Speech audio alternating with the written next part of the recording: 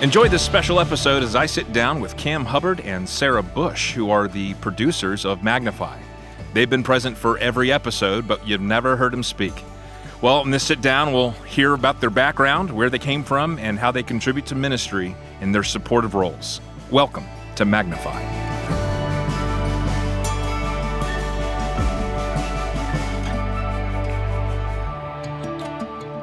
Look at this multitasking. Oh my.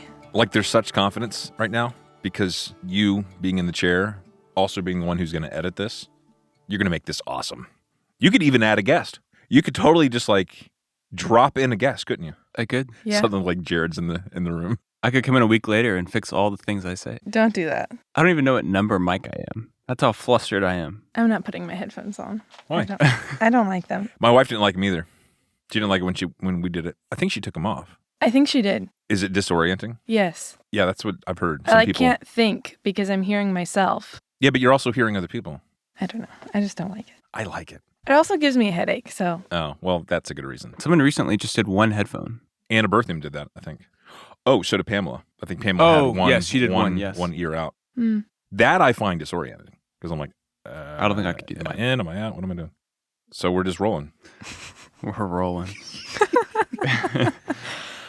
Okay, well, folks, this is a bonus episode, and we have two guests that aren't really guests. That's what's ironic about this, because these two individuals have been part of every single episode since day one. Mm-hmm. We've come a long way. Day one. Yeah, we have. Yes. You want to introduce yourselves, or are you going to give me that great joy? You can do it. All right, I'll well, let you do this. I am sitting down, and you've heard them in the background. You've heard us refer to them in previous episodes, but Cameron Hubbard and Sarah Bush, both here on staff, and they have, oh man, so many responsibilities that have to do with so many things that you see and you hear. It's not just limited to Magnify, but the editing that you all do. You are administratively running things for David Fogelsong's entire department, Sarah, and then Cam, most video and Magnify editing. Yes. Plus, like you're also doing other things. Yeah. Why don't you just tell the people your job descriptions? Anything moving on the screens on a Sunday morning. Well, that didn't take too long. See, that was easy. That's what I was saying. Anything that you see or hear, Mm-hmm. you have your fingerprint somewhere on there. And then Sarah, what do you do? Yeah, we were doing like staff evaluations last week, and it's like, your job description, like what parts of it are you not doing, or like are you doing other things? I'm like, I don't even know what my job description is. No, that's an intimidating question on there. It's so the evaluation, hard to because I'm answer. kind of like, dude, I feel like I feel every day. Yeah, I'm Yeah. like, I don't even know what my job description is. But I post to our social media channels, and I run the digital Grace Weekly, and I edit the printed Grace Weekly, and I approve podcast stuff, video stuff. Yep, you do All a of good it. job too. Thanks. Keep us on the straight and narrow. I try. Do you all? I don't know. We've never talked about this actually. So we're breaking ground on this conversation, and it's being recorded. But do you remember how the Magnify podcast came together, like in terms of a timeline? I'm just going to give you my perspective because maybe you were prepared for podcasting well before I was talking to David Fogelsong and Joe was talking to Dave. Mm-hmm. For me, literally, it felt like it was 1 week, and Joe's like, "Hey, we're going to start recording Magnify podcast." Yeah. And I'm like, oh, I mean, now we've talked about it conceptually, but he's like, no, we're going to start recording like next week or the week after next. I'm like, okay. He goes, yeah, so just start lining stuff up. So I just kind of nervously walk back to my office, do a few hard swallows and rapid blinks, and wipe the tears from my Me eyes. too. And I said, okay, here we go. We're doing this. So I don't know for you what your experience was when you jumped into it. Yeah. I forget how it came together. I know David brought it up, and I had never done anything related to audio before. Oh, so we're all just cutting our teeth on this. Yeah. Well, I had podcast experience That's true. before I Yes. got here, and then everyone was really excited, and I was like, I don't know that much. Well, what experience did you have? I edited a podcast for the church that I was at before. Nice. Mm-hmm. So everything Cam does, you've already done. But he does it a lot better than I did. But you know the system. I kind of, a little bit. I know a few things here and there. Like, if Cameron was ever, like, not around, I could maybe get by if we needed to. Anytime we're in here recording a podcast, like Cam's over there in the corner on this little box with dials, and I don't know what he's doing. I trust it's awesome, It is. I don't know what it does, but it makes it work. And then Sarah's there in a very helpful sort of like giving the nonverbal cues of like, yeah, that's good, or let's take that out. Or, I know how the podcast is going based upon Sarah's facial expressions. if she's sitting there looking concerned, I'm like, okay, I got to redirect. I mean, there've been times I've been in this chair. I'm not writing anything down, but I'm making mental cues like, right, yeah, we're taking that out. Yeah. This isn't going anywhere. Meanwhile, I'm writing it down. Oh, you I'm are? like- Because I'm I like, see you "Take this taking out." notes. That's right. Yeah. Yes. I don't know who wants to go first, but I want to know a little bit more about you and so do the people. So can we start with Sarah? Sure. What do you want to know? Well, I want to know about you. So here you are at Grace Baptist Church. Where'd you come from? How'd you get here? Where are you going? Okay. All the stuff. Okay. I came to Grace about 2 years ago when I got this job. I hadn't been here really before that, but I went to Masters. So I've been in Santa Clarita since 2019, Right before COVID. right before COVID. That was my first year at Masters, was COVID year. Where'd you come from? I came from Anaheim. So Okay. I grew up there. My family still lives there. All my siblings, my parents are down there. Did you have a connection to Masters? How did you learn of Masters? I actually started at Biola. Oh, okay. And I did not enjoy my time there. It was really hard. So I left and I didn't really know what to do. And I was like, I just don't really want to be in school anymore because I don't really know what I want to do. But my parents said either you have to go back to school, or you have to get a job. So I said, okay, I'll go back to school. So then I started doing Bible classes online with Masters because I just was like, I'll just start doing Bible classes because that sounds good. And then I finally ended up going there in 2019 and I studied marketing media. But I didn't really know what I wanted to do with that either. Growing up, I wanted to be a missionary. Okay. And so that's where nursing came in. I was like, I can be a nurse and live in another country. And that's how I can do missions. And then I was like, nursing's not for me. Okay. And so Is mission still in? Yes. I'm actually getting my master's right now in biblical studies with an emphasis in missions. Oh, wonderful. So Yeah. the goal is to end up somewhere. Correct me. Is your dad a pastor? Yes. Yes, he is. But he Okay. was not a pastor growing up. Like, Okay. he was an attorney for a long time and then he retired and he spent a couple of years just doing whatever. Okay. And then our church that I grew up at, they needed an executive pastor. This was right before COVID started. So January of 2020, he stepped in like Got it. as someone to fill the spot till they could find somebody else. Got it. And then COVID happened. Got So it. he stayed.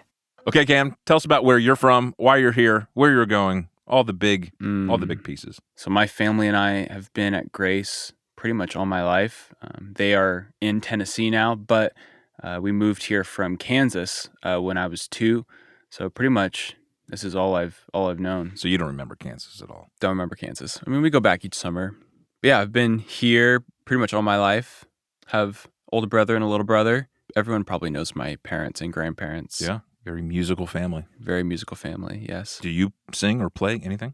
I played clarinet in marching band during high school. Okay. We can talk about that later. Did soccer for 12 years. We can talk about that later. Yes. I mean, I wouldn't mind hearing a little number on the clarinet. Yeah. Little Kenny Oh, G it'll be the intro music. yeah, that's it. But yeah, I think junior high, I started getting plugged in with the tech ministry. And then over time, I slowly drifted more towards video and really started to enjoy that. And then when I was 17, I walked into Grace Baptist Church with a job application to become a custodian. Oh, is that right? And I walk into HR and Corey Knapp is Yeah, there. yeah. At the time, the technical director. Yeah, that's right. He's standing there and he's like, "What are you doing here?" I'm like, "I'm here to apply to become a custodian." And he's like, "No, you're not." He's like, "You're going to be my tech assistant." And from then on, I was tech assistant for 2 or 3 years and then slowly drifted into this role doing video. That's So- hilarious. That's really how it went down. Yeah. Corey just said, no. It's like, nope, you're not going to be a custodian. You're going to be You're my, going somewhere else in life. you're going to be my tech guy. There's a backstory there. He had to have known of your talent. Oh, or- I was a volunteer for tech for 3 years. so he before just that. knew. Okay. He knew me already. Okay, Yeah. I didn't know how well aware he Yeah. was of. He's not like, "Who are you?" Oh, okay, yeah, you're my tech So assistant. he well, I knew you were volunteering, but I don't know what understanding all volunteers have about the actual job. Mm. Serving as a volunteer is always one thing. Stepping onto a team where that's like your primary responsibility. And at a young age for Corey to see that talent, that's awesome. Yeah, it's been a lot of fun. and then Garrett McGrath stepped in. That's right. But there was like a 7-month season where there was no technical director, and it was me, Matthew Guerra, and Brian Sadi, That's right. 2 18-year-olds and a 17-year-old who basically were trying to run the tech program for 7 months. No, hear me. You ran the church, brother. We tried our best. I would see these guys meeting on the patio, and I would be like, there they are. There's the brain trust. I might be the preacher, but if no one can hear me, it doesn't matter. We have all the power. You have all the power of the switch and the dial. Yeah. Yeah, that was kind of a long season, too. It was. I'll never forget the meeting where Mike Wilkie was sitting down with us, and he's like, we found someone. And we were like crying. We're like, yes. Praise the Lord.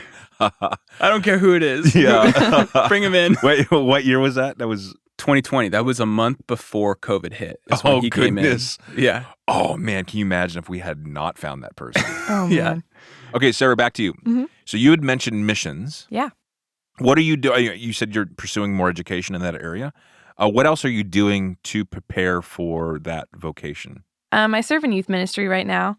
And Mhm. so that's been really cool just to like get experience in like counseling and discipling younger girls. I grew up doing a lot of missions, so that's kind of where that sparked and came from. Yeah. But I haven't been able to go out of the country in a while. When you first started coming to Grace, was it hard to assimilate into our church as a college student, or did you find like it was a pretty easy on-ramp? It was hard. Yeah. I came from a church that's a lot smaller than Grace. Mhm. So it was definitely hard to like find my people. I didn't know anybody coming here. Mm. So it was kind of like I work here and I have to go here and I don't really know anybody. But that's kind of why I got plugged in with youth ministry, because I'd done that before. So I was like, if I get plugged in, then I'll find people. Right. And I'll get to know people. And then this will be more like home for me. Did someone invite you to Grace, or did you just kind of show up? I applied for the job. That's how it happened? That's how it happened. Yeah. Oh, wow. There you go. Yeah. And I actually didn't apply for this job, kind of similar to Cameron. I applied to work in outreach as an admin. Get Jared Burkholder in here. What happened? And then I got an email from Candace, who had my position before me, and was like, hey, like we saw your resume and we actually want you to work in our office. And I didn't apply for that job because it was like 5 years of experience. And I was like, I don't have any experience. I can't go for that job. Oh, we don't care about that. It's fine. Come on in. On-the-job training. Yeah. And they're like, yeah. It's risky because, like, what if you got the job, but then you didn't like the church? Yeah. I was really scared of that. Yeah. I had That's been the here thing. like a handful of times when I was a student. Uh-huh. And I ended up somewhere else. Yeah. And then I was like, well, I guess I'm going to Grace Baptist now. At that point, was it kind of an easy way to assimilate, or was there also unforeseen challenges? Here's why I ask. Sometimes being on staff can be, people, they don't think of it this way, but it can be very isolating. People just assume that if you're on staff, especially if you're a pastor, that, oh yeah, you're connected and your people know you, you know them. Not true. Yeah. Not true. Sometimes sure. being on staff is a really easy way to hide. Yeah. Mm-hmm. Yeah. And I kind of knew that going in because my dad was an elder for a long time at our church and is now a pastor. So I kind of grew up in that world of like church staff. Yeah, I worked in student ministry and I found people there. I was like, will you please be my friend? Became your people. And then even just like making friends on staff too has been really good. Yeah. I do love that about our staff dynamics, because even at the pastoral level, which I think you've been able to see on the podcast, Yeah. there's circles of friends. Yeah. Or circles of Bond. friendship, rather, you Yeah. know, on staff that it just makes it really special to work here. I mean, you're kind of going through similar things and you see similar things every day. And yeah, it's just easy to be friends like that. Yep. Our story is not always shared. I have friends who are in ministry all over the country, and the chemistry is just not there. And, you know, God's gracious and, you know, people make it work. But there's just a really, you know, I don't want to be Pollyannish with it either. I mean, there are times where there's friction and we have to find a pathway forward. But I'm just saying, because of God's grace, kind of our solidarity with the gospel and with doctrine, all that foundation, like that, you know, not to be, you know, kind of corny with it, but the foundations of faithfulness, it's a legit thing in which you sow your life on. Yeah. So Cam, your then family, you were 2. Did you immediately come to Grace Baptist? Do you remember? My parents looked around for like a couple months, but I think pretty quickly Grace became their home. Okay, so it wasn't your grandparents who were already here. Yeah, so they were in Kansas when my family moved out here. So they followed you. They followed us a couple years Got it. after when my parents had 3 kids running around in the home, and they were like, we need help. So Grace has been, It's the only place I've known, yeah. yeah. Are you surprised by the fact that you work here? Honestly, not really. Grace has been the only job I've had. So it's 4 years that I've been here, and it's like, And you're still here? I'm still here.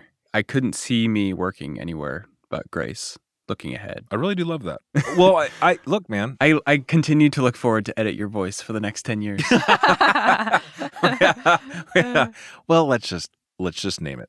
Working in ministry is not always easy. There's always ways we could be paid more elsewhere. Mm-hmm. So it really is at that level, everyone's in ministry together. We all have Right. various roles and responsibilities, and we have different mantles of responsibilities depending on whether we're vocational pastors or we are what I call vocational deacons. So in my mind, biblically, you are paid deacons, right? Yeah. You platform ministry, you table set, if you will, the effort of ministry. And so we have paid pastors and unpaid pastors. We have paid deacons and unpaid deacons. And just in terms of biblically, what the function and the definition of deaconing is, that's exactly what you're doing. Mm-hmm. And I'm just encouraged that we actually, God has supplied us with kind of a multi-generational situation on staff that you see demonstrated elsewhere in the body. It's a really beautiful thing to watch because that wasn't always true. You know, it wasn't always true. God has been very gracious to us. Yeah. Where do you think you're going ultimately, though? You want to do this forever? Maybe you don't want to divulge this. Maybe there's a plan that's afoot. I was actually just thinking about this not too long ago because I love video, but honestly, more than that, I just love administrative scheduling. It's called something. I'm not sure what it's called, but scheduling, planning, Producing? yeah. So, I mean, almost more going that route, less post-production, but more just helping plug things together, ministry to ministry. Did you always have that as a proclivity? I don't know. I think just over time, I've slowly grown into that. I just enjoy it. Like Sarah can tell you, I love like scheduling stuff. Like, it's like it's kind of funny. It's kind of weird. No, but it's like what about I'm the like, scheduling? you can do that then. I like dragging the box over to I'm the not calendar. even kidding. I love it. So like, Typing in the description. I could very well just go down to your office and say, "Hey, do you have 5 minutes? We can go record an intro." But I'm like, no.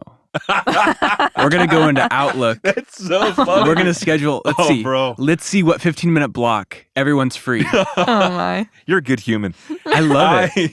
Hate is too strong of a word. I strongly dislike administration. Really? Yeah. I'm not good at it, man. You talk to Stephanie Fogelsong or anyone who's ever sat under me as I've been their supervisor. I'm just like, I'm more of the dynamic guy of leadership where I'm just going to show up and be me. Yeah. Yeah. And all you got to do is point me in the right direction. But I don't know how to do. I don't know, man. God has given us different skill sets, and that's just not one of them for me. Mm-hmm.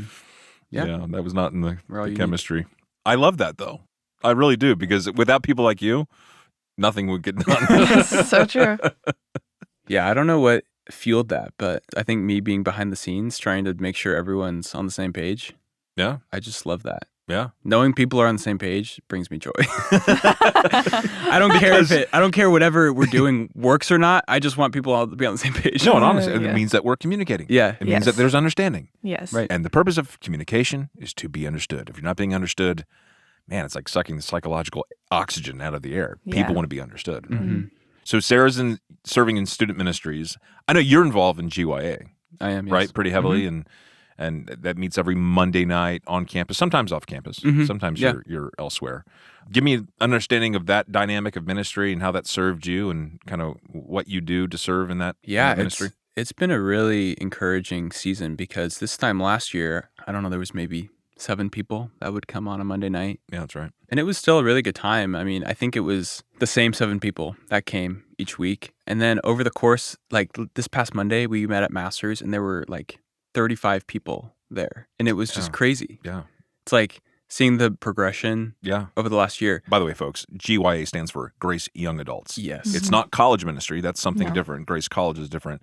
But this is young 20, 30-something professionals, right? Yes. And to see how that has progressed from just a decade ago. Mm-hmm. And it was just the consistent, faithful, gathering of young adults coming together for fellowship and surviving COVID Like that, certain ministries, you're kind of like, I don't know if these ministries are going to be able to pick back up. I don't know if people are going to come back to grace. Yeah. And that's flourished. I think I'm coming in to teach soon, I think. You know, Cam, someone scheduled me Okay. on my calendar. I want to meet them. I'd love to schedule you. Let me know. Give me the schedule. I'll plan the schedule until 2026. Again, I open up Outlook. I'm like, oh, look, there's stuff. I'll be doing stuff. Yeah. And I see the benefit of that in the lives of the people who are involved in that ministry. Mm-hmm. You know? Yeah, it's a really tight-knit group. And it's just, for me, it's been encouraging just to be people near my age going through the same struggles. That's that you're in a stage, it's easy to isolate. Mm-hmm. And it's easy to feel kind of disconnected from the rest of the church body at large. Mm-hmm. And so there really has to be an effort, you know, and hopefully, you know, that continues to flourish. And I think it's a good on-ramp into other levels of discipleship. Mm-hmm. Right? I don't see discipleship being as this one-to-one correspondence all the time. I mean, traditionally, I think that's the way it's been viewed. But it really is a cobweb of various relationships, people who are older than you, people who are alongside of you, people who you are mentoring or discipling beneath you. And GYA can be a wonderful on-ramp or supplement to that. It could be an ABF, could be serving in student ministries, but it's just getting you mixed into the different demographics of the body of Christ here at Grace. Yeah, for Really sure. good stuff. Yeah. Well, let's talk about Magnify, because I know the podcast from my perspective. And many times I'm trying to obviously steer it and direct it with questions, and I'm trying to, you know, maybe spark something within the person that we're talking to, spark an idea or maybe a concept that we could chew on for a while. But from your perspective, you know, you're just listening for little bits of sound or questions that maybe need to be redirected or responses that need to be edited without getting to the technical stuff. Just your impressions. What have been some of your most favorite episodes and why? Ooh. Whichever episode's the longest to edit, because it's usually the funniest. Yeah. I have a list of all our episodes if that helps you. You have them? Oh, you do. If Cameron likes scheduling, then Sarah likes making lists. I have a color-coded list of all of our analytics. Sarah, Color-coded? that. Sarah, That's not. look at this. I want That's it not next. current numbers, though. That's from a few weeks ago. I mean, I want to get eyes on this. It's in Excel, so oh my goodness. yeah, the numbers are kind of Wow. small. I'm impressed. Kind of feel like part of my ministry DNA has been mapped onto a page. Yeah, a little bit. Wow. Okay. Take a look at this, Cam. So if you want to know what our most listened to episode is, you can find it. I'm pretty sure Wow. our most listened to episode is when the Dixon brothers were on. Micah Really? and Matt. Yeah, which kind That's of cool. surprised me. I mean, I thought it was an amazing episode, but we've had so many since then. Well, the Dixons know a lot of people. They do. And That I could wonder be if why. that's a contributing factor. Well, honestly, my favorite episode, I think, so far. Yeah, I was going to say, because you made mention of it. The one that we recently recorded, it was with Jared Burkholder. Yeah. Mm-hmm.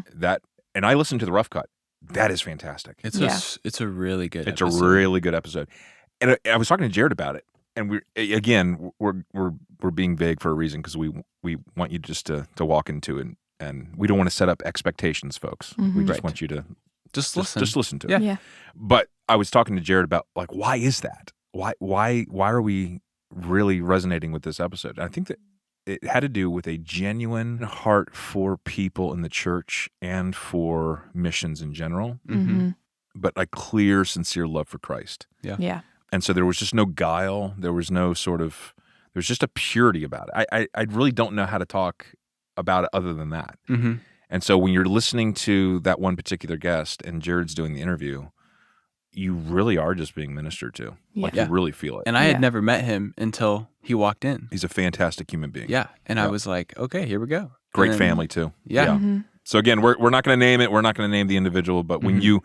I think, you know what? I think people they'll like, oh, that's what they were talking about. Yeah. And obviously this episode will drop after that one. Yes. But still, Yes. they'll know. They'll know. They'll know. They'll know. They'll know. Yeah. I think as someone who's interested in missions, it was just so encouraging to listen to. Mhm. Just being like, I mean, I don't want to spoil anything, but like a lot of what he talked about was just how anyone can be a part of missions.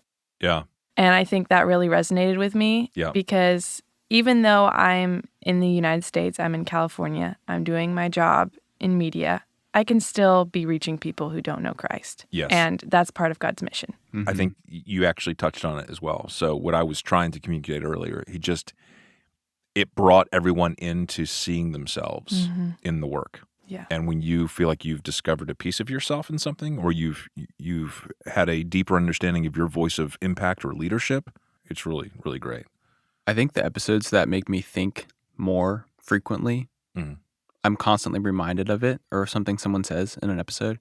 Those are the episodes that encourage me most. So you don't just like edit and work on Magnify. You do actually listen? Yeah. Oh, yeah. Okay. Yeah. I mean, even just editing process alone, I listen to it at least 3 times. Sure, absolutely. I mean, And you have no then choice, right? and then when like Thursday comes out, I'm driving home and I'll like just throw it on there. just throw it on there. Well, that's encouraging. Yeah. I used to, but I can't anymore. Why? Because I've just listened to it so many times. Dude, I totally get that. I don't blame you at all. Are I you kidding used to do it on like, I'd listen on Spotify like at 3 times speed. Just to like, Just to get Wait, it you done? can just to do get that? the listen in. Oh yeah, You can speed up stuff on Spotify? Oh, yeah. How did I not know this? I don't know how I knew that, and you didn't. Yeah. That's what I'd- Something went wrong there. No, that doesn't make sense in the universe. Yeah. That I know something about.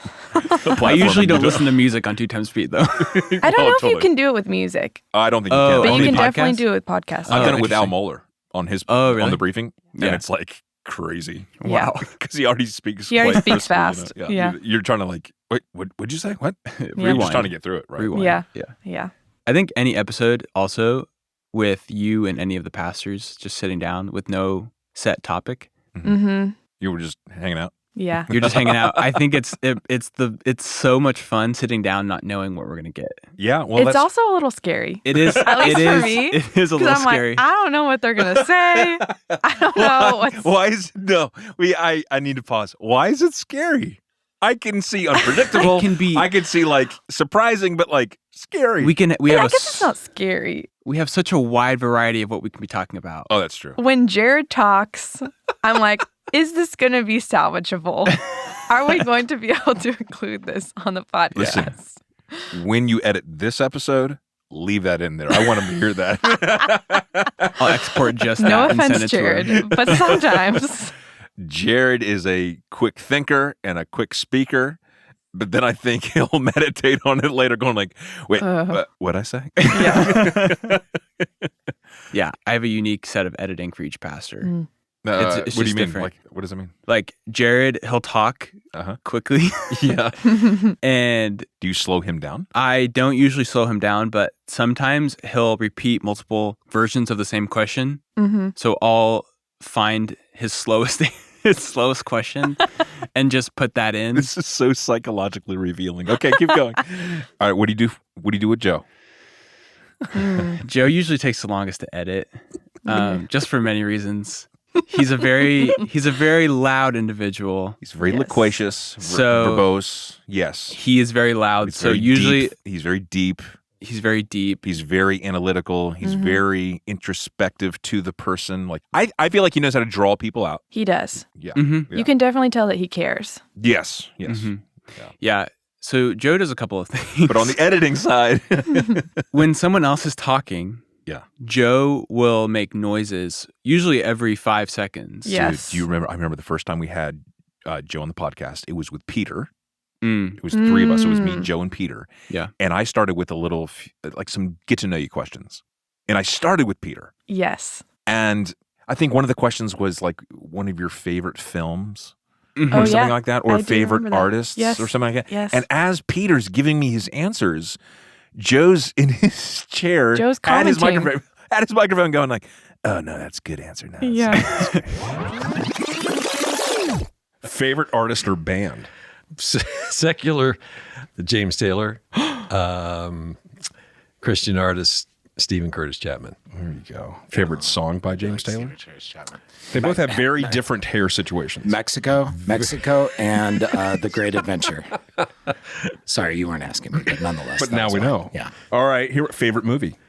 One of my favorite movies is kind of an odd one called On Golden Pond. On Golden Pond, I think won Best Picture, actually. I did. Yeah, it's a fantastic film. On Golden Pond. What year did that come out? I have no idea. Guilty pleasure snack. My go-to is always some kind of nut. Almonds, cashews. All right. Yeah. Good night, nuts, Peter. Yeah. Mine's like ice cream, pizza. Yeah, I was going to say that's really I healthy. mean, like, I like to have a cashew between 10 and 1:30. Like, good night. I was thinking And then he gave like a fact about the film. Totally. I'm like, Joe, I'll get to you in a minute. And not only that, but if you're talking, he'll just say, Yeah. Oh, yeah, that's Yeah. good. Oh, yeah. Like a and golden it's like, retriever. I have that to man. pick and I have to pick and choose which ones to keep, because if it's loud enough, Yeah. I have to keep it because it'll be picked up by your mic. Oh. So it's just a bunch of ums and ahs, It's a huh? lot Yeah. of. It's like, Yeah. He's got a great voice. he does have I a can great. listen to Joe talk. Like his He has a voice is radio just voice. smoky with crushed velvet. Mhm. Joe Keller. Yeah, Okay, well, I don't want to get to me yet. What do you do with David? David actually isn't too hard to edit. Usually, with him, it's just He's a pretty clear thinker. Yeah. Like when he has something to say, it's going to come out well. honestly, I think it's both. You and David are very similar, where you'll just take time in between some words, and I'll just shorten that time. Okay, You'll mess up on a word, and then you say it again, sure. and then I just take that out. I mean, it's very little things. Little things like that. Is that David does not say rarely. No, he doesn't. He doesn't. Yeah. I used to a lot. I don't remember what year it was. I was preaching. My wife came up, and she's always great feedback. But she had like a little envelope with a number on it. Mm. I was like, "What is this? What's with 37? What is 37?" That's the ums in your sermon. Holy cow! 37. Do I do a lot of ums? in You the don't. podcast? You don't. I think my wife has scared me away from it. I mean, if you do, no one hears them because I take them out. I'm the only one that has to hear Well, them. you have to edit those. So how many editing frustrations do I give you, Cam? Let's just have that conversation. Most of the frustrations don't come from you. Yeah. Oh, well, that's encouraging. Yeah. So all you do is you Honestly, you I'm shorten never up- frustrated. I'm never frustrated. Yeah, it's you're- always you're not. fun to edit. What by frustrated? I don't mean like seriously, frustrated, but you're kind of like, oh, okay, I know what I got to do with this guy. So with me, you just shorten up the pauses in between statements and stuff. Yeah. Mm-hmm. Sweet. Another thing with Jared is he talks very loud and very quiet at different times. So he'll talk kind of quiet, and then he'll just go at it. So it's like you have to cut that up and find the happy medium with all of it. That takes a long time. Yeah. Too. Obviously, I love my conversations with David. The one guest that I really enjoyed talking with. Oh, this is hard. This is hard. This is really hard Why is it hard, Aaron? because I have so many people. Okay, let's do it by Top season. three. No, Okay. we'll do it by season. Season 1, Mm-hmm. who I really enjoyed sitting down and hearing about her story, was Kim Stroh. That's my favorite episode. Yes. Is that right? I've heard that before. I think. I don't know. There's so many. but People have mentioned Kim Stroh's episode many I times. think that was the episode where Let's I see was how many like, views it had. not as many as it don't do should. I think that's the episode where I was like, okay, we need more people to come on here and tell their stories. Bringing guests on just to talk about who they are. I think it's helpful just to kind of the get to know yous. Yeah. I think it's We've done a lot of those this season. It's a great thing. Give me the sheet. I want to see what season 2. Oh, sorry. Cam turned it into a paper airplane. I really did enjoy also the sit down. Remember Peter and Alyssa. That was a good episode. That was Yes. a very good episode. I enjoyed Yes. my conversation with them. I've also enjoyed really involving other people to host. Yeah. So roping in Jared on a good number of them and just having him run with it. Joe as well a few times. And that just kind of, I think, brings some diversity to it. I think the people, they like the diversity of it. Yeah. Changes it up, makes it Yeah. interesting. It doesn't And get even- stale. Yeah, and even finding the pastor that correlates over that kind of subject. Mm-hmm. So if we're talking about missions, having Jared kind of in the room, Correct. Yeah. connecting dots, Right. Yeah. Yeah. No, it's really fantastic. Well, listen, I know we all have jobs. Do we? And this might be part of the job. But any parting words? Because you're going to continue to be on every episode. I'm always here. Yeah. I'm always listening. I'm always to the left of Aaron. That's true. And Sarah's always kind of like In the just corner. to my left. Well, you're just to my left of where the guest is. And that's where I see your face going like, Yep, shaking my head. Nope. I've been told that many times where people will be like, oh, in meetings, I just watch your face. Well, you make me nervous if you start like scribbling something down on the notepad like ferociously. I'm like, oh, what did I say? What is she doing? Sometimes that's just I'm taking notes because I do write the intros. So sometimes I got to know what to write for Yes, that. you do a So, good job. You serve as well. Thanks. Sarah, Cam, love you guys. I love working with you and producing this show with you. This is so much fun. It I is. love It it. is fun. Take care. Goodbye. Thank you so much for joining us today. Make sure to subscribe to Magnify Podcast so you never miss an episode. If you enjoyed this episode, please share it with others. Post about it on social media or leave a rating and review. We would love to hear from you, so if you have any questions you'd like to ask in our mailbag, you can email them to magnify@gracebaptist.org, and we will answer them on the show. Thank you so much for streaming.